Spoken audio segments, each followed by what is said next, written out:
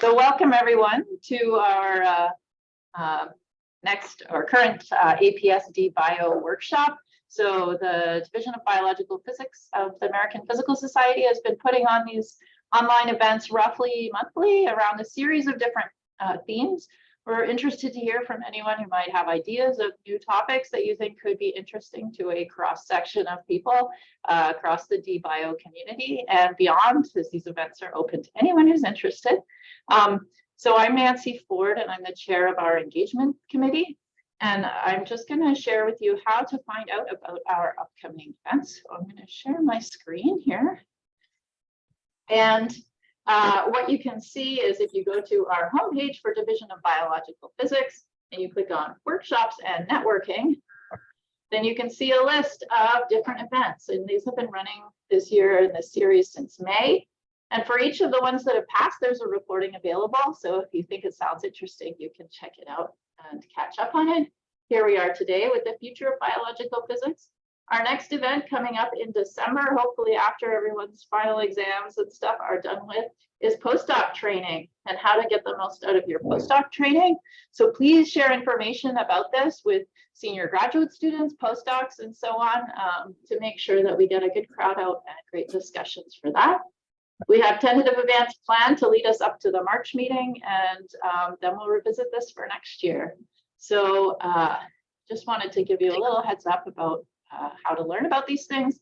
And I will turn it over to Sarah Marsden, another member of our engagement committee, who's chairing this event. Hi, thanks so much, Nancy, and thanks so much to everyone and our panelists for coming. So I want to make a few quick announcements before we get into the swing of things. The first one is, this is, I think, somewhat exciting because Americans are obsessed with rankings. Physics of living systems is now ranked by US News and World Report. And so if somebody wants to figure out, somebody who's obsessed with rankings can now figure out which school to go to based on US News and World Report. I'm going to be taking notes on what we talk about for the committee who wrote the report, and I'm going to be sending it to them. And Hernan just got tenure from UC Berkeley. So these are exciting announcements. One of them is less exciting than the others. And what I'm going to do really quickly is go over the recommendations that the report made. Okay, desktop.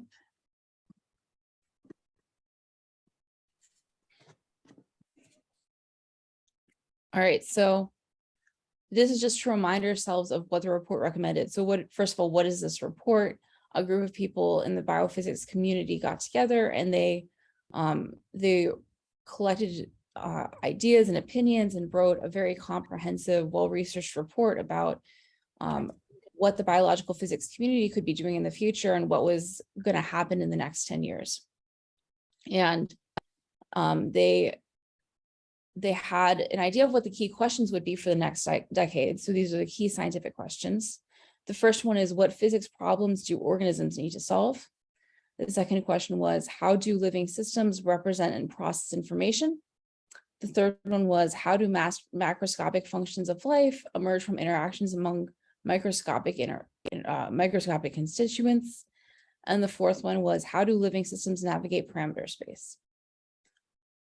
And then they focused on a few key things about supporting the field in terms of education, funding, and building an inclusive community. And one second. With education, they had a few recommendations.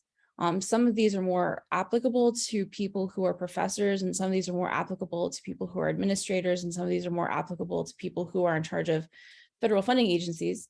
But for professors and universities, it was integrate biological physics into the mainstream physics curriculum at all levels. They advised that administrators should allocate resources to physics departments as part of growing educational and research initiatives in quantitative biology and biological engineering. And they advised that federal funding agencies should establish grant programs for the direct institutional support of graduate education in biological physics. And then in terms of funding, collaboration, and coordination, they advise that funding agencies should develop and expand programs that match the breadth of biological physics as a coherent field. And then they also advise that the federal government should provide the NSF with substantially more resources to fulfill its mission, allowing a much needed increase in the size of individual grant awards without compromising the breadth of its activities. And finally, they were talking about how to build an inclusive community, first with international students, and then with respect to diversity, equity, and oh my gosh, it's DEI, and I forgot what the I stands for, but that's fine. All branches of the US government should support the open exchange of people and ideas. The scientific community should support this openness by maintaining the highest ethical standards. And they advise that federal agencies and private foundations should establish programs for the support of international students in US PhD programs in biological physics more generally. And then finally, diversity, equity, and inclusion. I got what the I was. They advise that federal agencies should make new resources available to support core undergraduate physics education for underrepresented and historically excluded groups, and the integration of research into their education. They said recognizing the historical impact of HBCUs, MSIs, and TCUs. And by the way, if you have to look up what these things are, don't feel bad, because I had to look up MSIs and TCUs. So these are historically Black colleges and universities, minority serving institutions, and tribal colleges and universities. So recognizing their impact, faculty from these institutions should play a central role in shaping and implementing new federal programs aimed at recruiting and retaining students from underrepresented and historically excluded groups. And in implementing this report's recommendations, special attention should be paid to the experience of women students. I think there was a shocking statistic, like 70% of women have experienced sexual harassment, or something absolutely shocking in the report. So that is what the report is recommending. And what I'm going to do now is turn this over to the three panelists. And in no particular order, we're going to start with Hernan, because I can see him on my screen. He's right next to me. And all we're going to look for here is a take on one of the key scientific questions, a take on one of the non-science recommendations. And please take it away, Hernan. All right. Well, thank you, Sarah, and hello, everybody. It's very exciting to be here today. And it's very exciting that the whole community came together to put together this report. And I guess it's interesting. Can you guys hear the hammering in the back? Yeah, 1 second. Let me take care of that.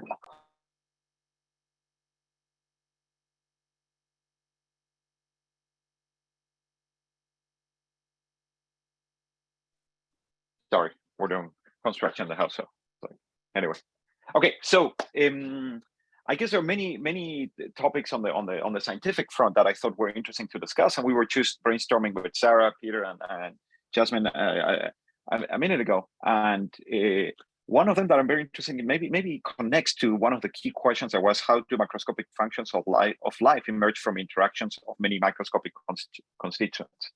And one of the things I've been very excited about thinking is how physical biology or physics of life can become a substrate to really drive fundamental new insights in physics. In particular, I think one of those frontiers has to do with non-equilibrium thinking, non-equilibrium stat mech, and also with active matter, that again, I think Peter will have more to say about.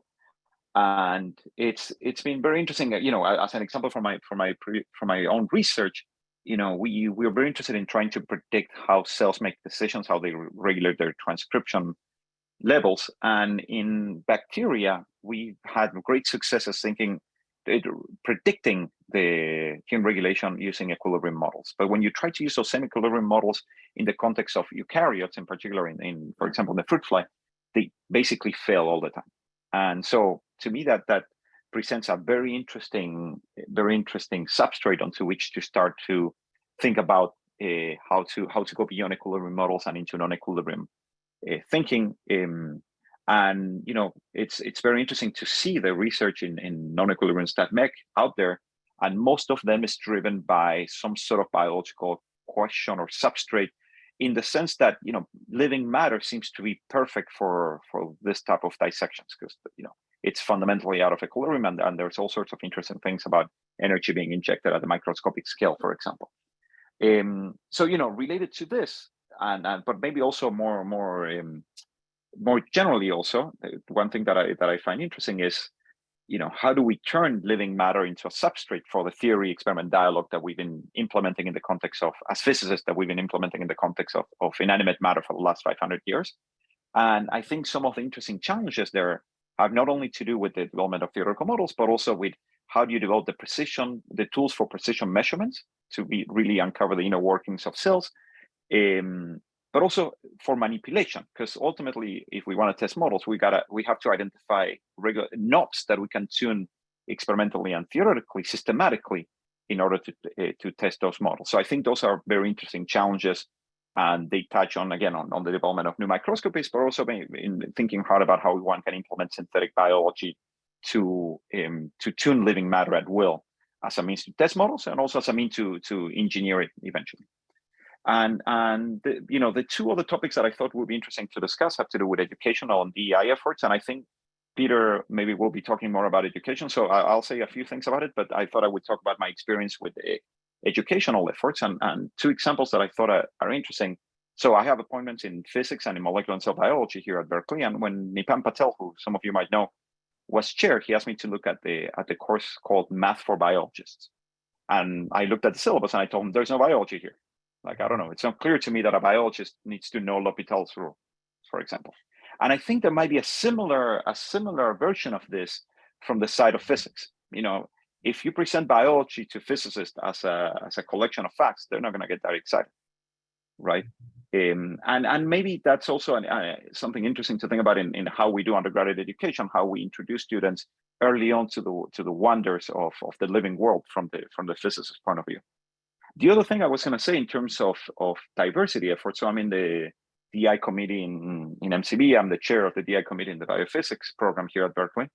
And in that context, I've been visiting a lot of Cal State campuses, just because they have a much better representation of the overall population of California than the UC system, okay, in an effort to try to increase the diversity of the pool of applicants. And very often those students don't even know that one can think of living systems in the context of physics. So and part of it is that this is an effort that is gaining more and more traction.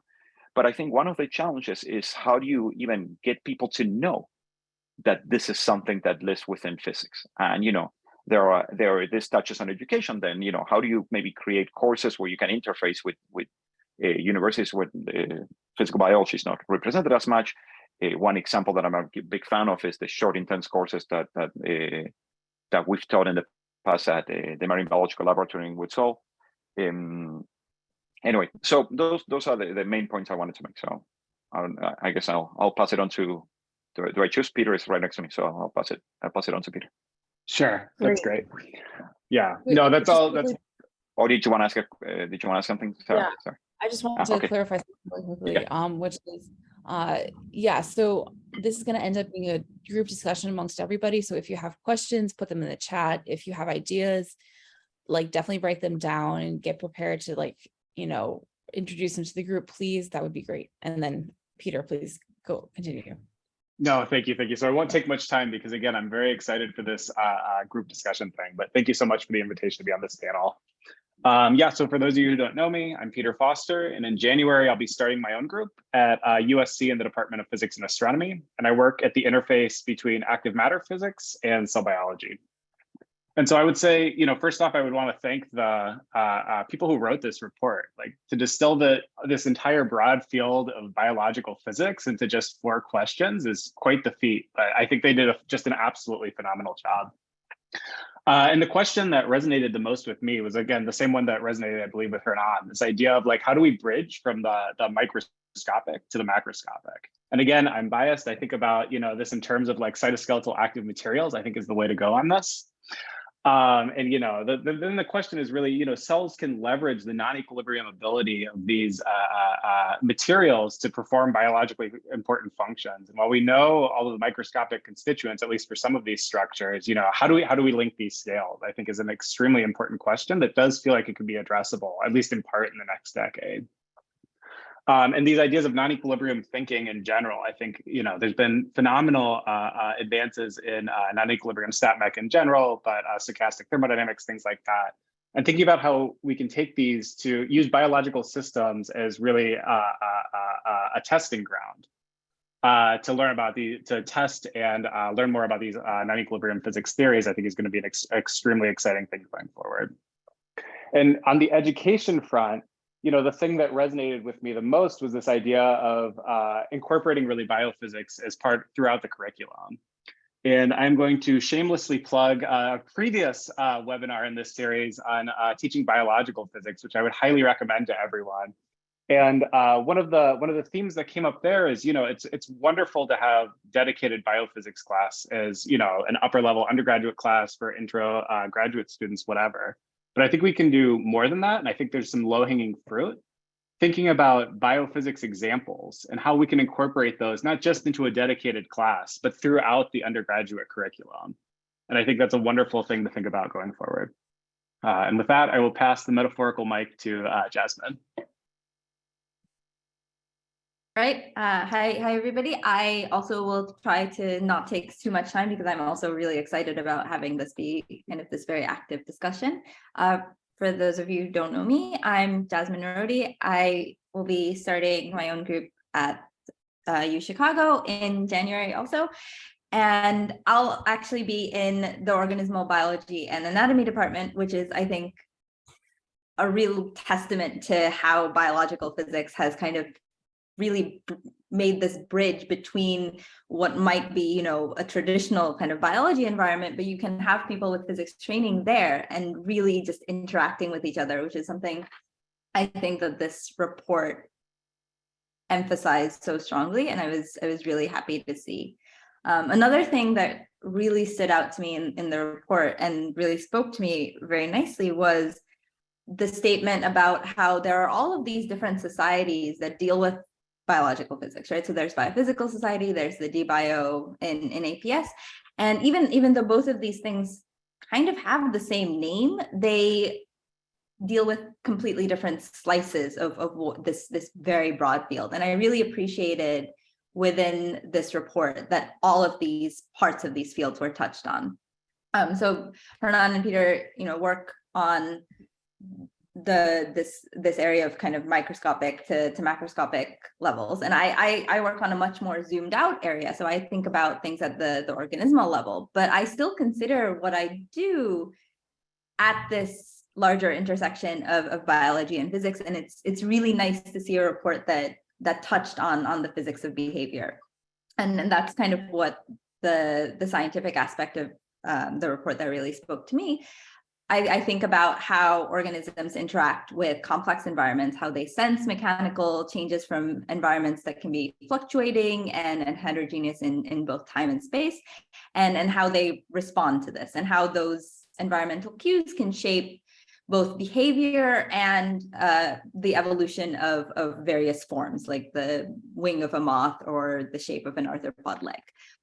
And I think on the educational front, something that's kind of been removed a little bit from the core physics curriculum is a deep understanding of dynamical systems and applied dynamics and nonlinear dynamics and chaos, which in the context of biological physics is kind of a great way to introduce these concepts in physics, I think, at both the undergraduate level and at the higher level. And I was very lucky to go to institutions that really had a very, very strong focus on dynamics and nonlinear dynamics.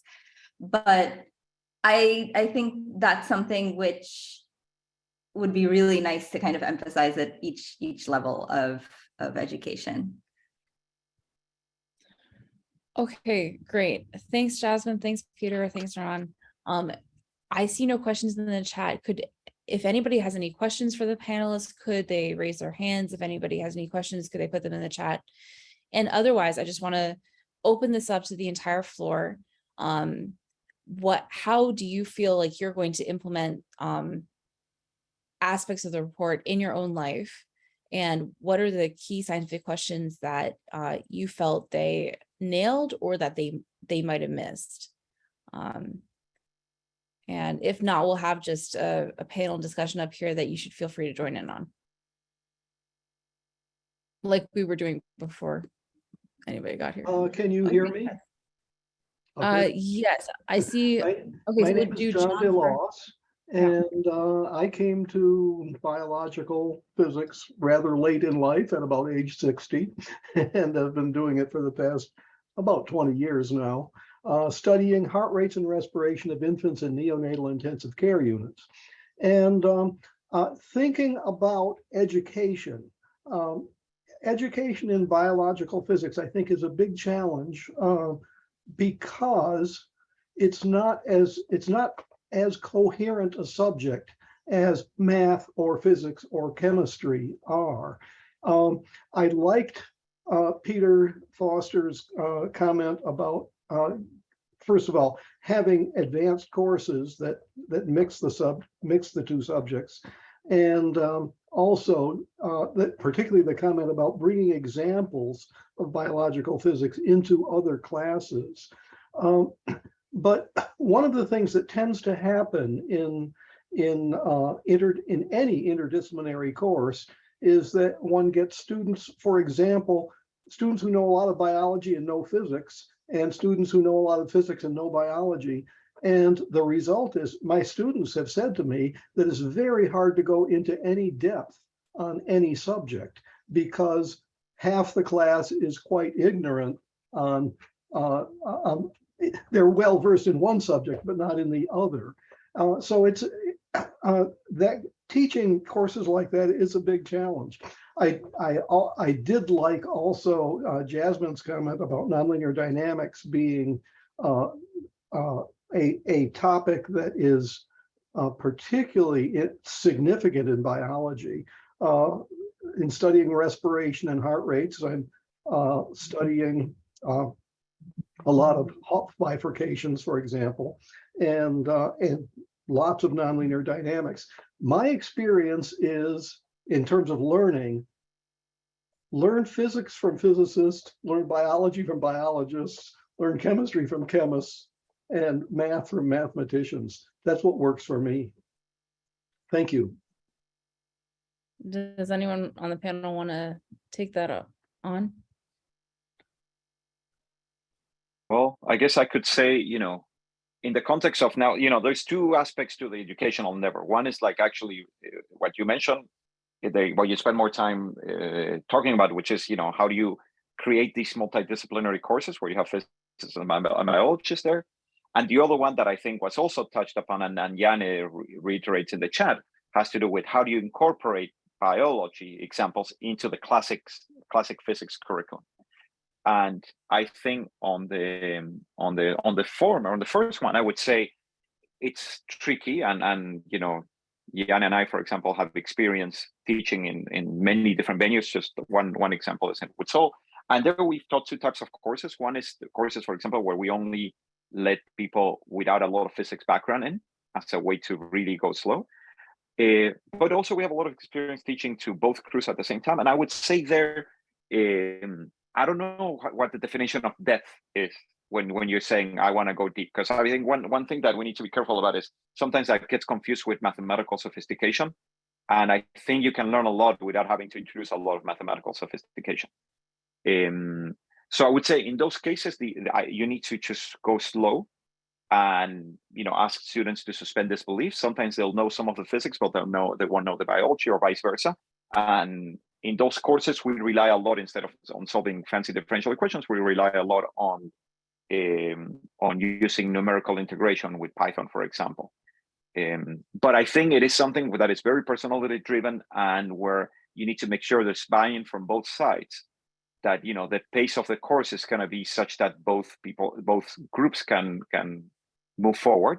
And I think it will sacrifice some of the mathematical sophistication, but I think that's okay in an introductory course as a means to get people excited, and then one can feed them into more and more complex courses. And I don't know if Peter or Jasmine or somebody else wants to answer the other aspect, which is what Jan is posing in the chat. On that note, maybe I can read what Jan. So is it? Yeah. Should I? Okay, great. So we've got some questions in the chat, and I do see the hands raised. So we're going to do questions in the chat and then go to the hands. So the first question in the chat is from Yane. Maybe the panel can say something about how we go about incorporating biology into the physics curriculum and vice versa. Can you see yourself as early career faculty taking over intro courses and modifying them in a way that would serve this purpose? I guess I'm thinking, do you feel like you will have the time / energy / resources needed for this in addition to building up your research group? And if not, how can the community help? And then Stephanie joins in. Yes, exactly. How do we support these new courses and connections? Do we need a new textbook with worked and validated examples? Are the materials from the integrated science program at Princeton available online and useful, for example? So I'm going to hand it over to the panel. Yeah, so that's kind of exactly the thought that I had throughout this whole thing. This idea of having these courses only at the advanced level, where you have biology students and physics students coming in with no knowledge of the other subject, and then you run into this issue of, well, how do I introduce these two completely disparate things? I think the solution is to essentially just make them not disparate right from the start, and in both directions, right? So we talked a lot about integrating biology examples into introductory physics courses, but also in introductory biology courses, rather than presenting kind of an array of facts, if they're tied together with some kind of unifying principles that at least introduce these physical concepts, even if they don't have, math equations like thrown in there all the time. The idea of being able to think about things more quantitatively and more kind of even kind of qualitatively in a unifying way is important. And as to kind of how one does that practically, it would be really nice to have new materials. And like Stephanie said, from the integrated science undergrad program at Princeton, or the natural sciences at Cambridge, which kind of does a very similar thing, which is to smash all the sciences together. These kind of programs are, I think, what we can look to when we design these things, but I don't know what's available. Yeah, and I would be happy to take part in it. And I think I'm a bit naive in thinking that I will have the time to do it, and I hope that I do, but I don't know, because I haven't started yet. I'm going to echo that comment. Perhaps this is just the naivete of someone who hasn't started their position yet. But again, I would say, when I say, and again, echoing from the previous webinar, this idea of like incorporating biophysics examples into physics courses, I don't mean that we should overhaul, mechanics 101, so that the entire course is about biophysics. I mean, having specific examples throughout all of these different courses, that can draw on things in the field. And again, perhaps this is naive, but I do think that's something that's relatively low-hanging fruit. And, as a new biophysics faculty member, biophysics is what I know the best. And so that would be the thing that would take the least amount of time. But again, I might be being naive here. And I would also echo, like, this seems like the kind of thing where, crowdsourcing the community on this would be wonderful, right? So Jasmine writes a wonderful, example for her E&M class on like an application. Okay, if there's some central repository for this, so I can look this up and then you benefit from this in my class, that would be wonderful. But I don't know the practicalities of setting up such a system. Yeah, I think one thing, and Jan is also reflecting on this, is that there are a number of first-year integrated courses out there, but so far the materials developed in these have not reached scalability to infect intro courses that are taken by the majority of students. And so I think that's an interesting question, idea that has to do with how it scales. I don't know the size of the Cambridge program, and I love the integrated science program at Princeton, but it is a small program, right? And if you wanted for this to become a standard in freshman physics, or freshman year of physics, there's a lot of inertia in how things are taught. Like I've talked to publishers about overhauling freshman biology, for example, where you put physics inside the biology curriculum, and their argument was like, look, like most of their universities run these courses on instructors that have their gig already set up, and it's really hard to change so dramatically. So, maybe the point is that you start with small programs that, like integrated science, and they propagate, there's exponential growth eventually. But I think it is a challenge how you create the resources such that they can be easily accessible, not just by this community, but by the teaching community writ large. I don't know how easy that is. Okay, I'm just going to close this out. So I think this is a fascinating discussion on education and how to support it. And I'm just going to close this out by repeating one of the comments in the chat from Yana. Yes, I think we need new textbooks. Biology by the numbers is a good place to start for introducing math/physics to biology, something equivalent for introducing biology into physics. I don't think we have it. I'm thinking first year intro courses. So I'm going to go to people who have been patiently raising their hands for the last 10 or so minutes. So we're going to start with Nigel. Thank you very much. I want to go back to the topic of the research, if that's okay. Yep. One of the comments I thought the key questions for the next decade were good ones, but I'd like to add a fifth one. Really try to be a little bit more ambitious. So there's lots of early career people here. So I want to encourage people to take risks and think ambitiously.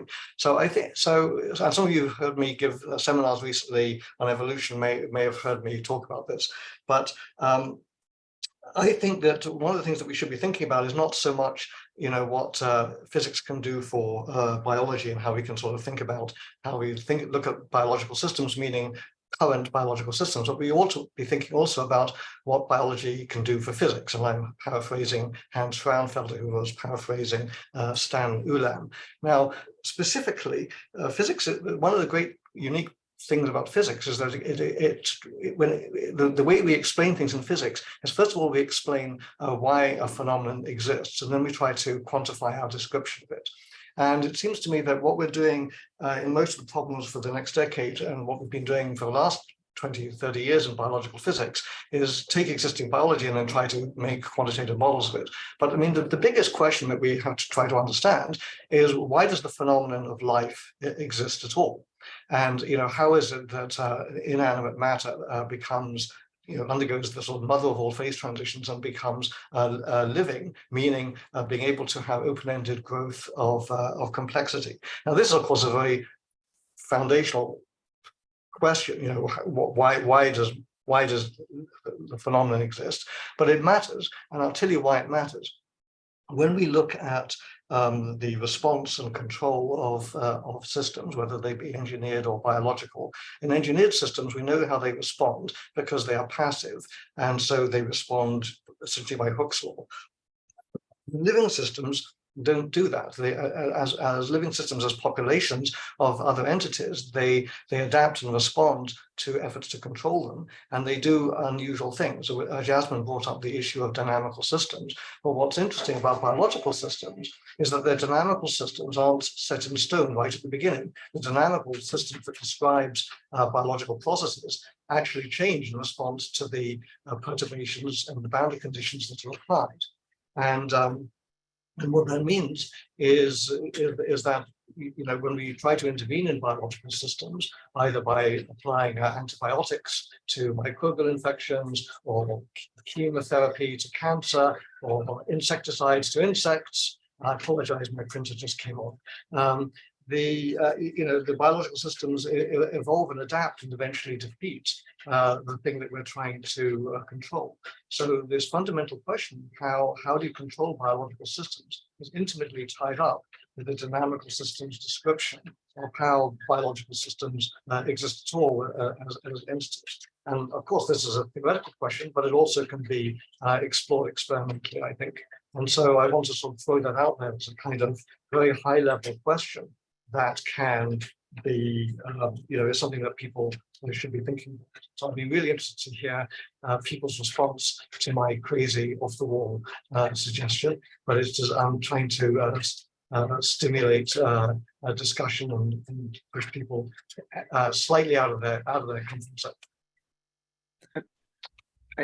I don't feel like it's just a theoretical question like you were posing it. I mean, it's very relevant, at least from the experimental side, and for sure from the engineering side, if we're gonna be able or want to harvest that living matter and design it rationally to do stuff, right? And I agree, this whole thing of the evolvability is a double-edged sword. It's fascinating, but at the same time, it can get in the way of you design it for something and then it ends up doing something else. That's right. I mean, I mean, people who do synthetic biology, like oligonucleotide based medicine, which is a big thing right now. I know people who are involved in startups here in San Diego, for example, doing things like this. And you have this problem of what the systems biologists call a context dependence, which is you engineer something to make it do X, Y, Z, and then you put it into the cell, and the cell says, "Well, I've spent 4.5 billion years." Well, maybe 3.8 billion years evolving to do what I want and not what you want, and so it kind of backfires, and we don't really have we haven't really as a community as focused on that, and I wouldn't expect the biological or medical community to do that, but it's certainly something where physics could make a unique contribution, and I totally agree with you, Hanan, that this is something that ultimately must be experimentally explored. And so there should be some ambitious program back and forth between experimentalists and theorists. It's also related to this issue of when we talk about evolution, we usually talk about for evolution as being the frequency of alleles in a population, but of course we know that that's not really true. Evolution occurred long before genes had developed, and the big problem with evolution is the existence of novelty. How do you do stochastic processes when you can't even enumerate the outcome space? So that's a huge problem. Okay, if you've heard my talks, you've heard that I speculate that the future dynamics of evolvable systems is Gödel undecidable, because it's not that as in the key questions for the next decade, living systems navigate parameter space. Living systems actually sculpt and remodel their phase space. They create new degrees of freedom through horizontal gene transfer or other accidents that happen, and so you can't even talk about the phase space that the systems are exploring. Anyway, of course, this isn't the right forum to have a whole long discussion about this, but I wanted to throw this out. Well, just quickly, in the chat, Yanni says, question for Nigel. In your view, do we need some new version of RG that includes evolvability as some sort of feedback of macro degrees of freedom back on the micro? Yeah, thanks, Yanni. That's a good question. Actually, so I have tried to talk about exactly that in the talks, the biophysics talks that I'm giving around about now. Yeah, I do think one does need to do that, and I actually have an attempt to do that in recent work. And by the way, it does give you observable consequences, namely scaling laws that you can see by examining the phylogenetic trees of all the sequenced genomes on the planet. And you see that there's all sorts of interesting data collapse and scaling laws that arise from the topology of these trees, which actually can be explained by exactly what you're talking about. So yeah, that's another discussion, of course. Okay. Cool. Just to repeat the discussion. Cool. Thanks, Nigel. I'll try to find one of your talks, or maybe you just drop a link here. Okay, very cool. Let's go on to Emily, who's been raising her hand patiently for about 20 minutes now. Apologies. Hi, thanks.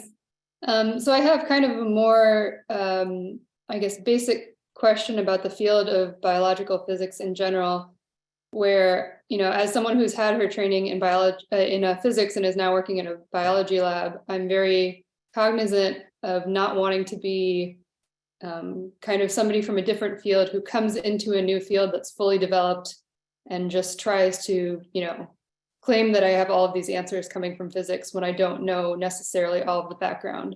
So I guess I kind of just wanted the panelists' thoughts on how you navigate kind of this huge backlog of literature, keeping up on both the physics and the biology side so that you're actually kind of competent to be part of the discussion on both sides.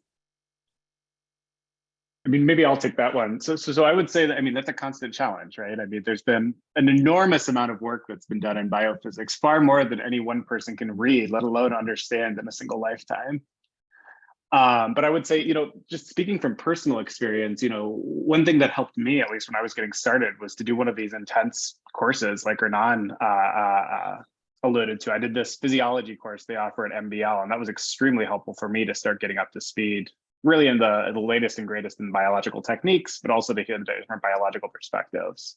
But I agree, it's a challenge. It's always a challenge to enter a new field, right? Because it's not just reading the papers and understanding exactly what people are doing. It's trying to understand why people are doing it. What are the big questions in the field that people are trying to address? Yeah. Anybody else want to take that on? Okay. Thanks, Emily. Thanks, Peter. We're going to move to Ramakrishnan. I think that's your name. I can't see your entire name right now. That's okay. So thank you. My question is something very similar to what Nigel was asking. So it has to do with, saying that decisions, like that, but that has to be with. I'm sorry to interrupt. We can hear you well. Yeah, we can't hear you. Hello? Ramakrishnan, do Hello? you think you're hi? Can you hear me? Can you hear me? Yes. Now we can hear you. Yeah. Okay. I was saying that my question is somewhat similar to what Nigel was asking earlier. We said like, the cells making decisions and things like that, and whether we want it or not, this boils down to the concept of consciousness, and there is no clear understanding of whether cell functions as something with a unit consciousness or what that means and how to even go about it. And I think that would be at the base of living systems, and that's not explored enough. It's sort of written off as a cheesy topic, and there is a lot of hesitation for anybody to pick that as the research topic, even because it's very hard to get funding, or it's sort of looked at as a different topic. So how do we sort of remove the stigma around that and actually make this a proper biophysics discipline? That's one question. And the other one is, in all the things that I see, like for example, fitness or things like that, these don't seem to be very rigorously defined, and it's sort of hard to compute what this fitness landscape is, and it just seems like some poetry more than any scientific concept to me. And the third thing is that I don't see any kind of quantum mechanical effects ever included, and mostly at best only semi-classical. So is there any interest or probably something to combine quantum mechanics more rigorously into biophysics? Thank you. Okay, right before we go to the panel, I just want to say that Nigel has posted a link about RG feeding back from macro to micro. And Henry has said that talking to people who know more than you about the subject is also a quick way to catch up. And now I'll hand it over to the panel to tackle the question of consciousness. Any takers? Well, there were three things, right? The consciousness thing. The last one was fitness, and the middle one, now I lost track. The Quantum, including quantum effects. The quantum, yeah. Yeah, I mean, when we were writing our textbook with Janne and Rob Phillips and Julie Theriot, we wanted to add quantum, and we tried to learn a lot about this, and we couldn't find a lot of examples that go beyond topics related to vision and to photosynthesis. And there were really interesting things there that were, you would think of energy levels and things like that. But my understanding is that so far that's all I know that there is out there. I mean, maybe somebody else can comment on that. In terms of the definition of fitness, I mean, Nigel can probably comment on this much better than I can, but I think it's very easy to define in the context of a simple model or a very, very controlled experiment. The challenge is what does that all mean? Back to the thing that Nigel was bringing up in terms of synthetic circuits. When you put it in the cell, now the cell doesn't care. How do you now project those sort of definitions onto an actual onto an actual real situation? I think that is a challenge.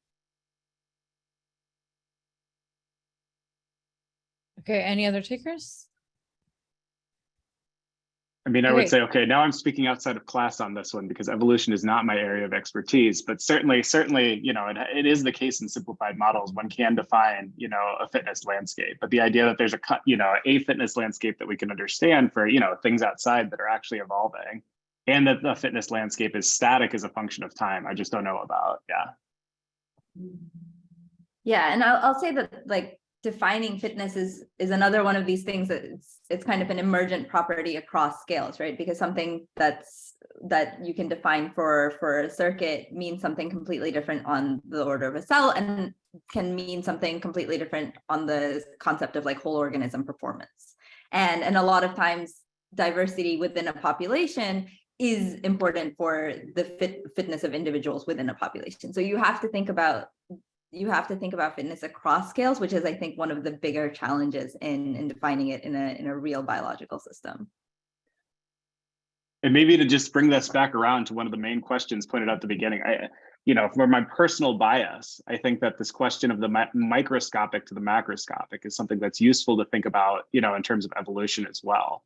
And the reason I say that is because, you know, organisms have nucleotide level changes, be it through the accumulation of SNPs or through HGT or other mechanisms that somehow are changing things at the cellular and organismal scale, which is, you know, what's actually visible to evolutionary processes. And so I think it's interesting to try to do this bridging for that type of question as well. Neat. Thank you. And then Margaret Chung has her hand up. Thank you so much. This is Margaret Chung from Pacific Northwest National Lab. I wanted to mention something about the funding. And when I read the report, one of the things that caught my eyes is saying that the DOE National Lab is one of the biggest employer to hire biological physicists, scientists.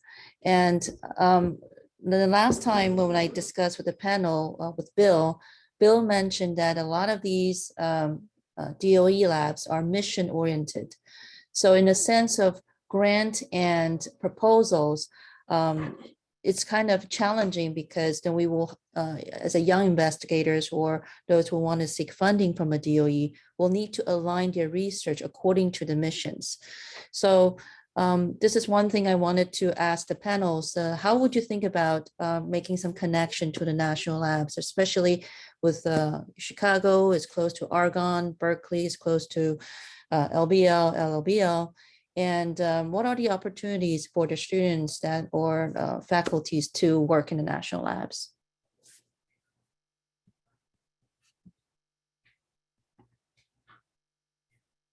Yeah, I'll just hand that over to the panel again.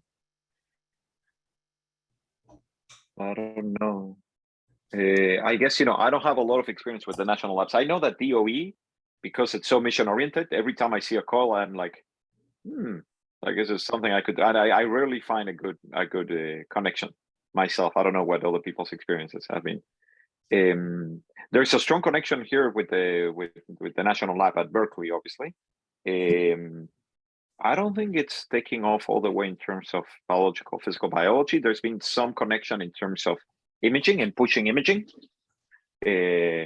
So I don't think it's succeeded in pushing it much more, though.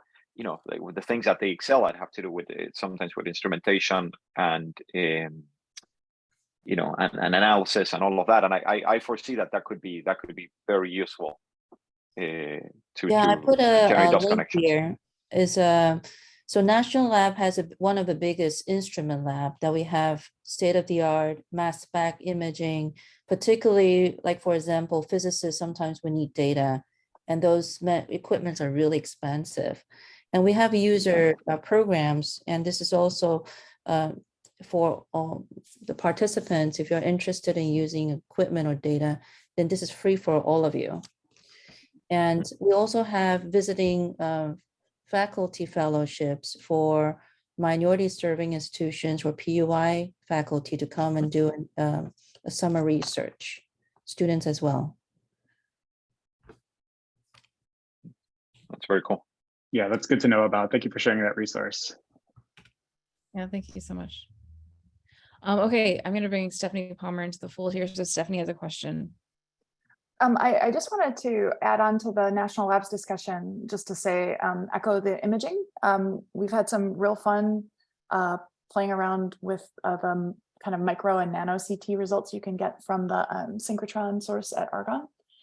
So that's one, just echoing what Hernan already said about imaging. There's a lot to be done there and to be gained, I think, from the biology side, because you don't have to destroy your sample to put it in the beam and get some really good measurements. The other side, which is a little less obvious perhaps, is the really fruitful collaboration we've had with Argonne, in particular on science education. So they have bona fide education experts who know what they're about in terms of like creating a testable curriculum, formulating a curriculum in terms of national testing standards, or like serious people. And that has leveled up any of our education efforts, especially in K-12. That 2 cents. Thanks. Thanks, Stephanie. Well, that brings it back around to education, which was the first thing that we started with. So that seems to be a topic of particularly intense conversation. I'm wondering if anybody on the floor, panelists, anybody who's listening, has any more thoughts about education, undergraduate education, even maybe high school education, that they want to talk about for biological physics. Oh, also, Margaret Chung says we have Cryos 3GI.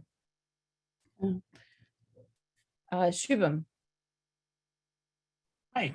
So on the topic of education, one thing I wanted to mention, and this is something I have noticed being a PhD student in a physics of life program for the past 5 years, is in very basic fields like biology or physics, we have a fundamental body of knowledge that everyone is expected to know once they are in grad school or once they have finished, let's say, 4 years of 4 years of physics or 4 years of biology. But that's not the case with biological physics. So it would be, so I think one thing that could be very helpful is to have some reference body of knowledge or some reference body of text that we can expect anyone who works in physics of life to be able so that we can understand that this amount of knowledge is given, and then when we talk about more advanced topics or even when we are presenting our work, then we can try to build upon that. But for now, I feel that a lot of times you end up starting from scratch, even though you are speaking to a biological physics audience, because you can't really assume that the audience has a certain basic level of information. So I was wondering if any of the panelists had any thoughts on that aspect.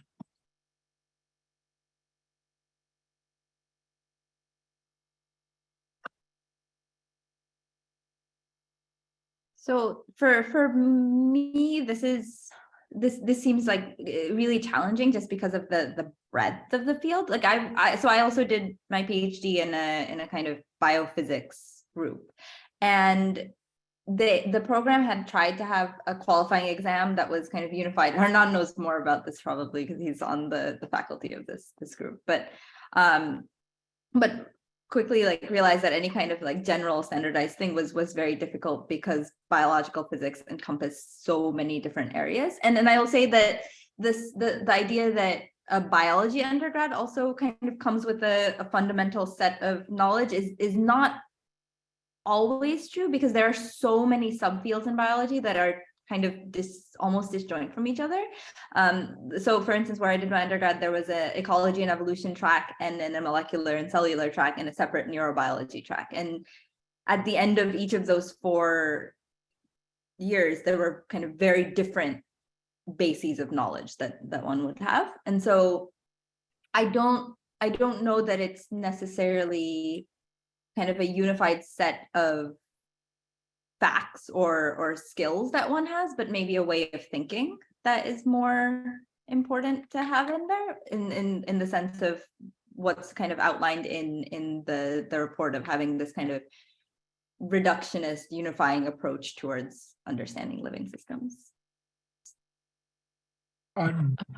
Just to follow up on that, do you think it may be possible to compile like a list of topics? For example, you mentioned dynamical systems before. So for example, that would be one thing that that could be very fundamental.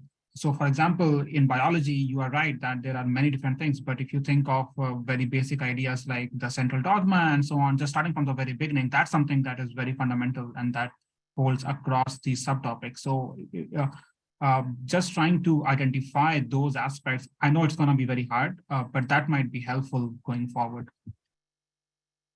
Yeah, I definitely think that these things are useful, and I think we've touched on kind of several of them in terms of StatMech, active matter, dynamical systems.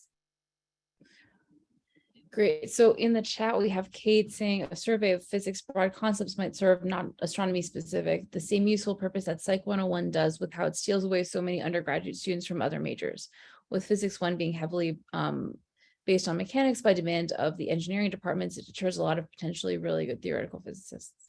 And then we have a link from somebody from ORNL for how to apply for longer term state national labs. And Nancy has raised her hand. And I think after Nancy, well, we'll see what happens. So Nancy raised her hand, please go. Yeah, thanks. I just wanted to come back to an issue that I think Hernan talked about in his introductory remarks, and that was also raised in the report, which is trying to get biological physics, more people involved in biological physics. There's a broad swath of the population that is very underrepresented in this discipline. And if we look at where it's taught, it is at or where these people, students are who could get into this. Or it's a bunch of schools that aren't necessarily represented on this panel or in our APS active community and so on. And it may not be a fair question for any of you about how do we solve this, but I'm curious if you have any ideas about how do we try to integrate a broader community into our biological physics community and share resources and make students aware of that.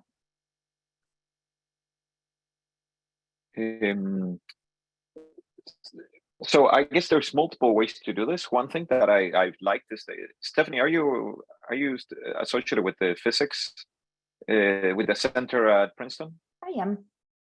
Yeah. So don't you guys do this bootcamp where you like all this course where you bring in students from all sorts of universities in the area? That's right. And we particularly are interested in recruiting from the CUNY system.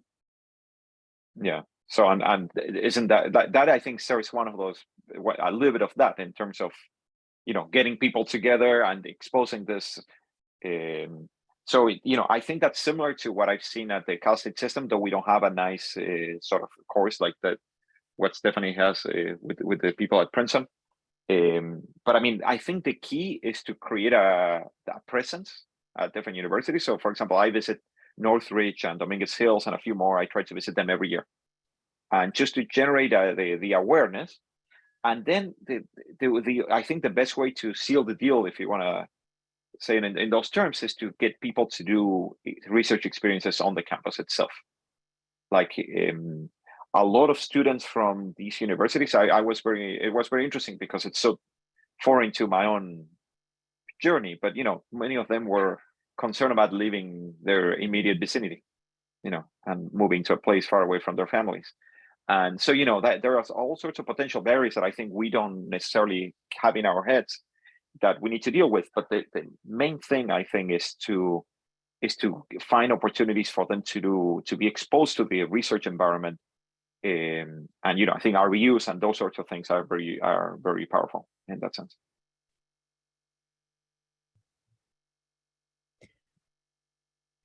Okay. If that's it, it's 10 a.m. on the dot in California time, which means officially this is all done. I'm going to stick around to do just a little bit. And thanks so much for everybody who asked questions, for everybody who attended. Thanks so much for our panelists. Thanks for Nancy for organizing the committee that puts on these events. Thanks for Margaret for being in charge of APS Bio, and thanks to everybody.